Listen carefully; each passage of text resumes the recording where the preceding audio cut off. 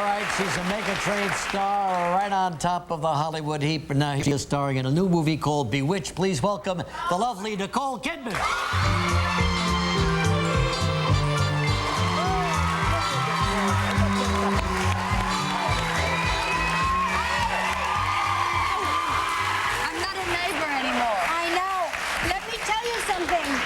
You're not our neighbor anymore. We used to be neighbors when I was in New York. The greatest time of my life. With the exception of the birth of my kids, that was the most exciting thing. But the property value has just plummeted. People are moving out. Nobody wants to live there now that you're gone. Oh, no. It's true. Not true. You lived she in had the the great apartment above me. We did have a nice Oh, is that You're right? still there, yeah, right? we're still there. Still there, although it's not as much fun without you.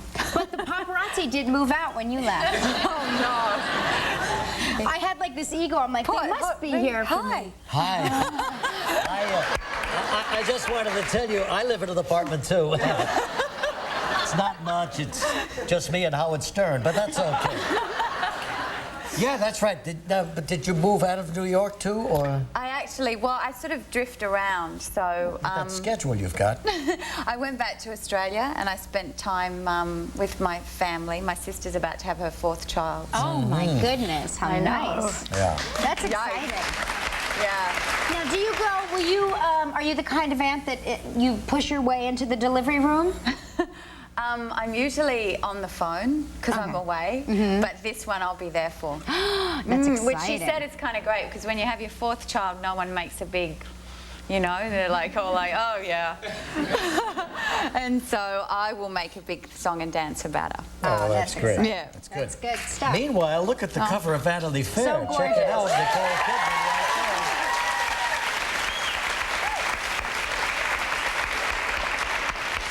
Well, I don't think you've ever looked better. What do you think? These are Gorgeous. There's a terrific shot. Oh, put it away. Really? Am I You're like embarrassed? my grandmother.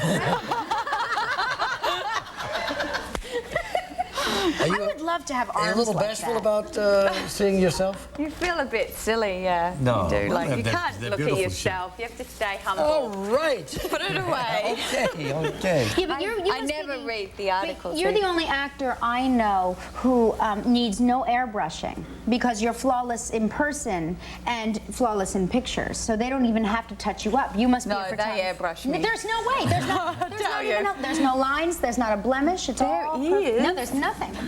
Even when you try to make a face, it's just gorgeous. Gorgeous. No, trust me. I've got makeup on now. Yeah, this morning when I woke up, it's different. I'm like, hi Connor, hi Bella, in our robes wandering around the hotel. So you don't read the articles that are written about you? No, I tend not to. Do you see? People tell me what's written in them. Yeah, you do see your own movies though, right? No, not usually. You're kidding me, Nicole. No. You've never seen one of them? I see most of them, but a lot of them I don't. Oh, well, most and a lot. I see some of them. As I continue, I tend not to see my movies. I've seen Bewitched, obviously, but I don't know. I have trouble with it, and I also think that for me, the making of the movie, it's more like saying, "Here, this is what I love to do." It's not about me going and sitting and watching myself. It's more about being part of a group and contributing something. But doesn't it help you learn your craft even a little more when you do see what you're doing up there on screen? That's what directors say to me.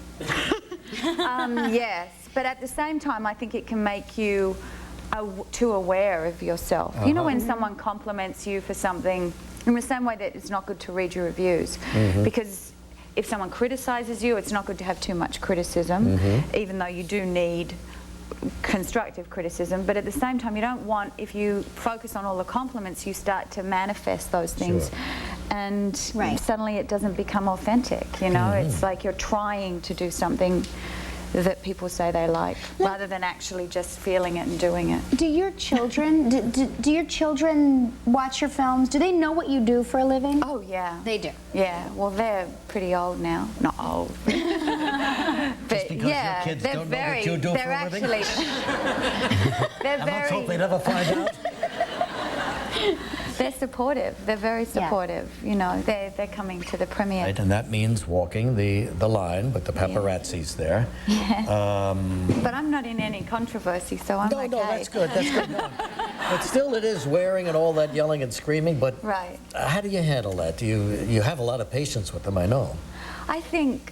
I actually think if you treat people decently, they will do the same. There's a small exception to that rule, but honestly, if you just say, listen, please don't yell too loud, don't swear at me. If you have some sort of criteria, and sometimes I've been known to say that you're being rude. And I mean, sometimes you just have to be that, I suppose, straight about it, and I would never, I never sort of lose my temper or swear or do anything. I always try to maintain my cool. Why not? So that you'll receive the same treatment, and if you don't, then it's their problem, you That's know? right. It's got to be hard, though, because literally when she lived in the neighborhood, the paparazzi would camp across the street, and they would see the elevator move, and it was you coming out. And no, they would see blonde hair or something, and they would get the cameras ready, and I would emerge, I would, burst through the door, and they would go. They would do. It was like it was good for them because they got double whammy. They could get you or me, they could make money either way. When we get back, we're going to talk about Bewitched. Don't go away. On the great television sitcom of yesteryear. Did you watch that when you were a little girl, or? I did. Yeah. That was my favourite. That and the Brady Bunch. Right. Something to do with just, as an Australian girl, I would watch that and go, oh, I'd love to be in America. I would, and want to be either married to Darren or, one of those Brady Bunch kids. So you watched it? Did you watch it over and over again to prepare? Or? Yeah, sure. I watched every single episode. Did you have to wiggle? Yes, I wiggle my nose. Oh my God, it's got to be impossible. That's really good. Good. Yeah, but look, nothing happens. I can't sort of move things around. Well, speaking of the cast, I mean, the movie's got a tremendous cast. Not only Will Ferrell, but you've got Michael Caine and Shirley MacLaine. And boy, those are... Michael Caine played my dad. Did he? Oh, yeah. Did he have a lot of things to tell you? He did actually, because Shirley MacLaine and he have known each other for so many years, since they were 21 actually. Is that right? So they would sit there in rehearsal and just share these stories Oh my gosh. of their life. And and you look at these two icons actually and go, oh, what an extraordinary thing that they knew each other so young and have grown up in the same industry together.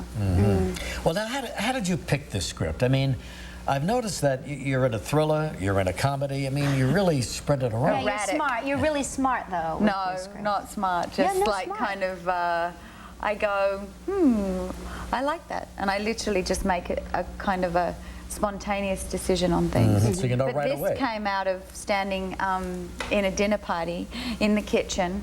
A friend of mine was there. We were sort of eating dessert in the kitchen, and she said, you should do a remake of Bewitched. That's the one TV series they haven't done, and I would love to see that. And I went, yeah, that's kind of a great idea.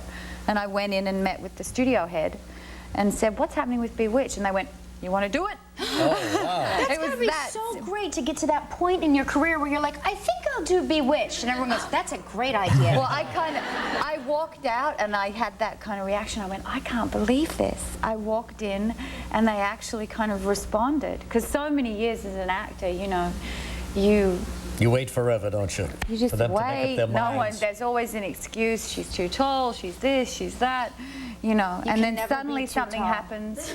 It's why I always say to people that want to be actors or in any field, you hang in there. And it's astounding just like how one little thing can change. And Moulin Rouge really was the thing that changed it. What a movie that And those Chanel commercials are so beautiful. Yeah. I love them. They're gorgeous. I mean, that was the same director. Yeah, of course. But it's nice to know that, because a lot of people think, oh my God, I'm at a certain age or a certain time, it's never going to happen. And, those things do happen. was. See?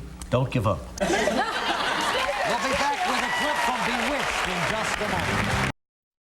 Talking with Nicole Kidman about her new movie called Bewitched, and she plays Isabel, a good-natured witch who just wants to lead a normal life, right? But ends up playing Samantha. Yes, I get cast in the remake. In the film, he is making a remake of Bewitched, the Will Ferrell's character. And he meets me and says, "Oh my gosh, you have the nose just like Samantha." And so they cast me in that. And actually, I am really a witch. So it's complicated, but it's cute. It opens on June 24th. Nicole, thank you very, very much. Right back with Dwayne Wade in a moment.